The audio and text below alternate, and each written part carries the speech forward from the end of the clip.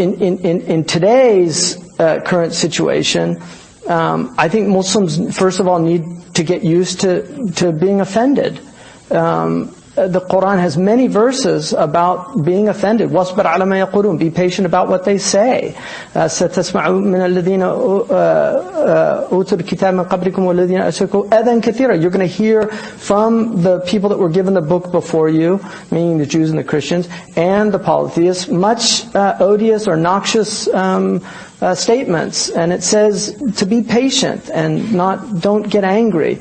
And so there's a lot of things about just not getting angry. The Prophet once heard somebody call him mudhammam, which means, it's the opposite of Muhammad. It means blameworthy, because Muhammad means praiseworthy. And he said, isn't it interesting how God has removed my name from their tongues when they want to curse me? And he said, they're talking about somebody named Mudhammam, and my name's Muhammad. In other words, they're not talking about me. And so those cartoons, anybody that says those cartoons were the Prophet Muhammad, as far as I'm concerned, is not a Muslim. It's a beautiful, Magritte has a beautiful picture, and it says, this is not a pipe. And it shows a picture of a pipe. Because we forget that the image is not the thing.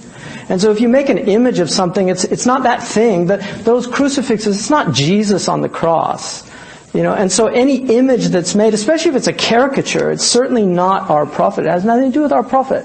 And then Muslims have to ask themselves, have you contributed to the drawing itself? Has your behavior contributed to the perception of this religion?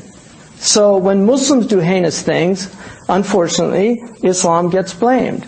And with Christianity, that's not the case, because we're in a society where Christians are fully enfranchised. I know some people would debate the war on Christmas and things like that, but Christians are enfranchised. So when one Christian does a crazy thing, all the Christians aren't blamed for it. But unfortunately, we're not in a situation where Muslims are fully enfranchised in this country. So when one Muslim does a crazy thing, Islam is blamed for it. A lot of these people clearly have mental illness. The man that flew the plane into the IRS building after writing a serious political screed, he was just considered a crazy white guy. But if his name was Muhammad, that would have been a terrorist act. It's as simple as that. So, the Arabs say your preposition works and mine doesn't.